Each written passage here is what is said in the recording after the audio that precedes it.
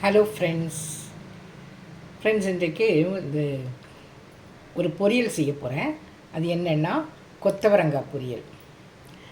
அதுக்கு முதல்ல பாத்திரத்தை ஸ்டவ் மேலே வச்சுட்டேன். அதுக்கு பின்னால் என்ன பண்ணணும், எண்ணெய் ஊற்றணும்.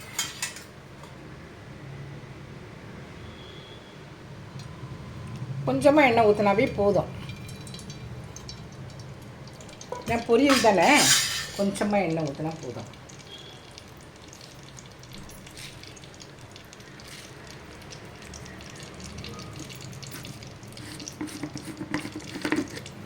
எண்ணெய் ஊற்றிட்டு அது நல்லா காஞ்ச பிறகு கொஞ்சம் சீரகம் போடணும்.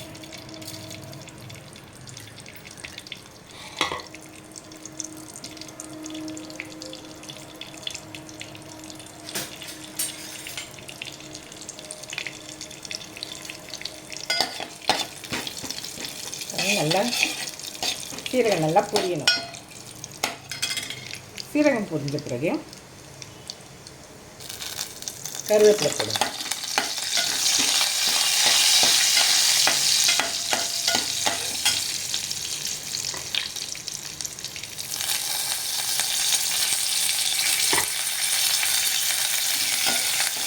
கருவேப்பிலை நல்லா பொரிஞ்ச பிறகு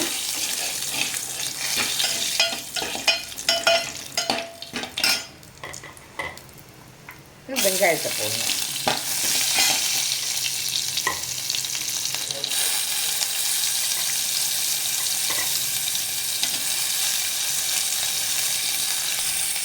வெங்காயம் நல்லா பொரியணும்.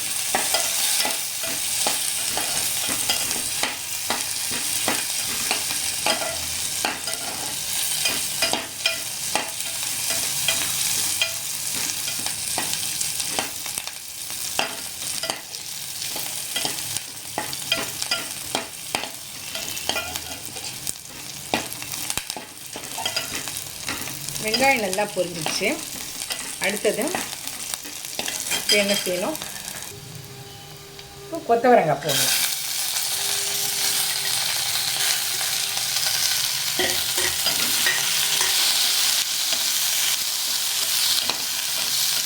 கொத்தவரங்காய் அடுத்தது கொஞ்சமாக ஊற்றிக்கணும். கொஞ்சம் தான் போடணும், அதனால் நிறையாலாம் போட்டுறாதீங்க. கொஞ்சமாக போட்டுட்டு அடுத்தது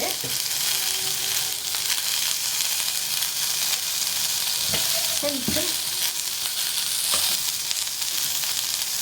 மஞ்சள் தூள் போட்டுருவோம்.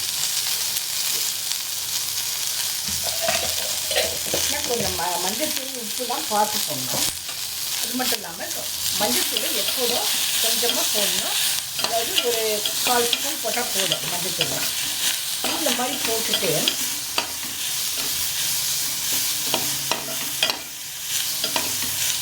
நல்லா ஒரு 2 நிமிஷம் இப்படி வதக்கிட்ட பிறகு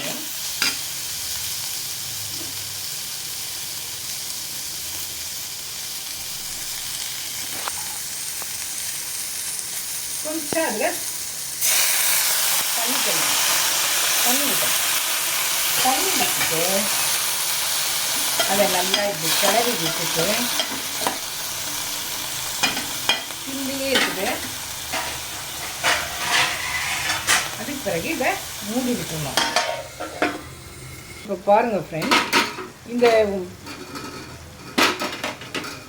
கொத்தவரங்காய் பாருங்கள் அப்படியே நெத்து நெத்தாக தான் இருக்கும். கொஞ்சம் அப்போ என்ன செய்யணும், இந்த மத்தில் கொஞ்சம் தட்டி விடணும்.